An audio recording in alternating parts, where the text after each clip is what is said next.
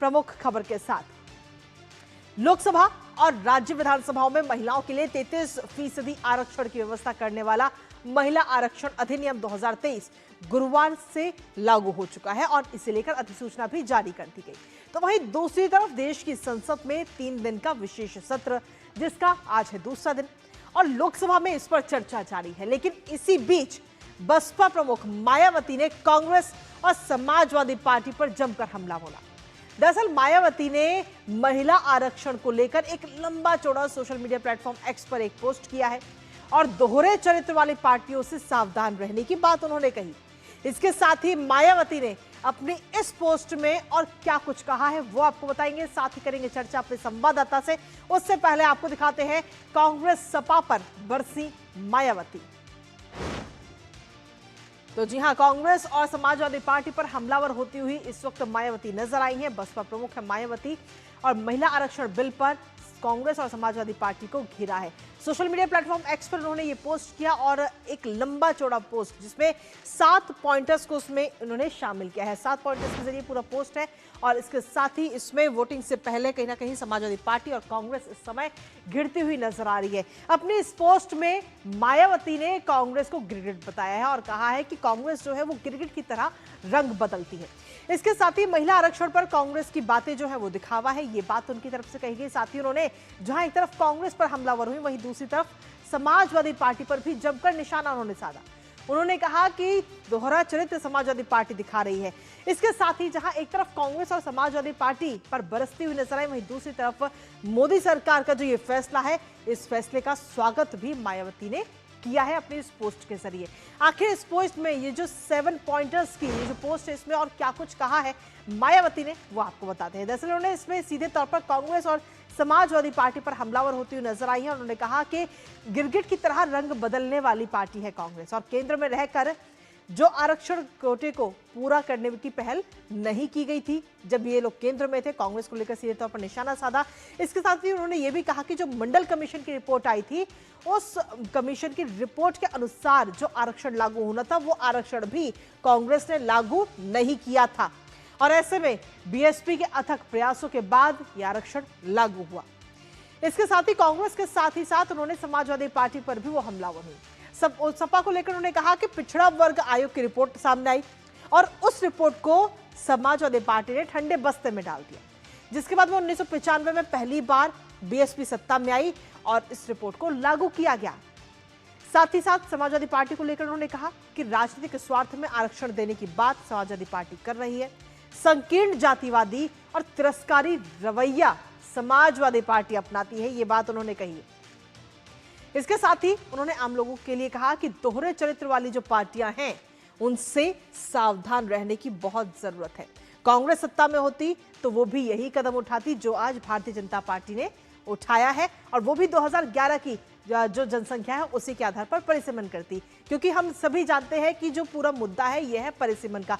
परिसीमन को लेकर के कहीं ना कहीं वाद विवाद इस समय छिड़ा हुआ है। हालांकि जो सत्ता पक्ष है उसकी तरफ से तमाम जो चिंताएं थी विपक्ष की, उन चिंताओं का जवाब भी दिया गया, उन सवालों का जवाब भी सत्ता पक्ष इस समय लगातार दे रहा है और ये चर्चा भी लगातार जारी है। हमारे साथ हमारी सहयोगी जया सिन्हा इस समय जुड़ गई हैं, सीधा उनका रुख करेंगे ताजा अपडेट के लिए। जया, महिला आरक्षण को लेकर जहां एक तरफ अगर हम देखें तो चर्चा तो हो ही रही है, हमारे साथ अब से कुछ ही देर में जया जुड़ेंगे, लेकिन उससे पहले लगातार हम अपने दर्शकों को बता रहे हैं कि जिस तरीके से ये इस समय सोशल मीडिया प्लेटफॉर्म एक्स पर ये पोस्ट किया गया मायावती की तरफ से और मायावती ने इसमें 7 पॉइंटर्स बताए हैं और समाजवादी पार्टी और कांग्रेस पर जमकर हमलावर होती हुई इस समय नजर आई। लेकिन वहीं दूसरी तरफ प्रधानमंत्री का ये पोस्ट इस समय सामने आया। उन्होंने कहा है कि संसद में इस समय नारी शक्ति वंदन अधिनियम में संशोधन चर्चा चल रही है। कल रात भी 1 बजे तक चर्चा चली है। जो भ्रम फैलाए गए उनको दूर करने के लिए तर्कबद्ध जवाब दिए जा रहे हैं। हर आशंका का समाधान किया गया है, ये बात प्रधानमंत्री ने कही। और साथ ही उन्होंने कहा कि जिन जानकारियों का अभाव था वो जानकारियां भी हर सदस्य को दे दी गई हैं। किसी के मन में विरोध का कोई भी विषय था उसका भी समाधान हुआ है।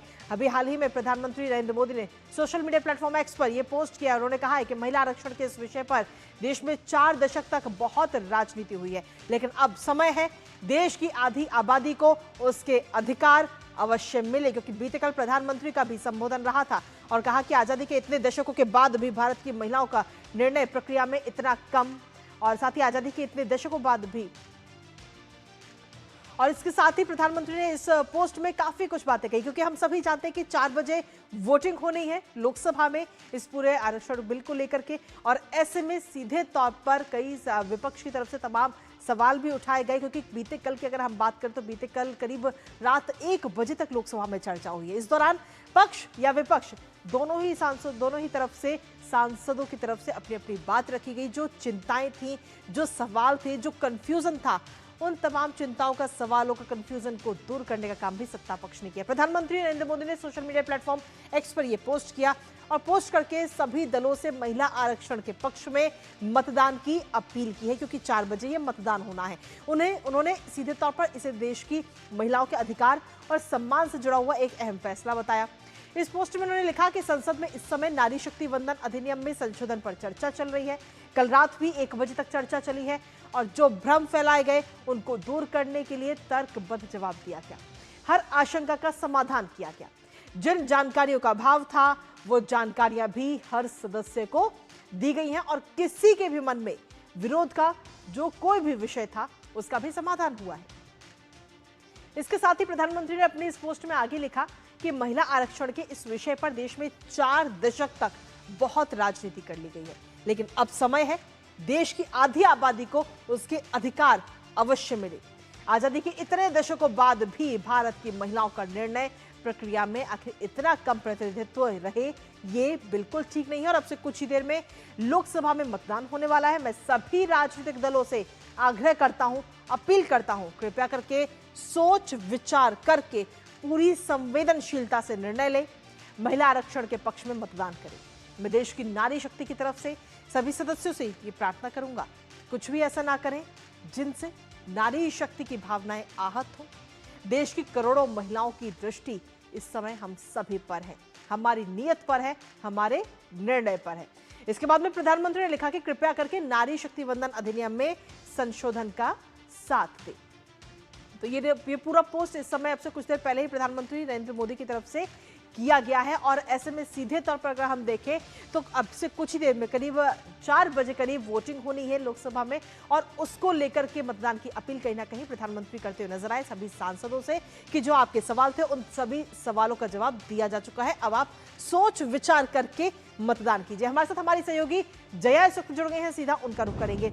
जया, प्रधानमंत्री नरेंद्र मोदी ने हाल ही में ये पोस्ट किया है और इस पोस्ट के जरिए कहीं ना कहीं ये नजर आता है कि एक बार फिर से प्रधानमंत्री की तरफ से अपील की गई है कि जो भी सांसद इस समय वहां पर मौजूद है वो इसके पक्ष में मतदान करें, क्योंकि पूरा देश की जो महिलाएं हैं उन सभी की नजर इस समय लोकसभा पर बनी हुई है। जया,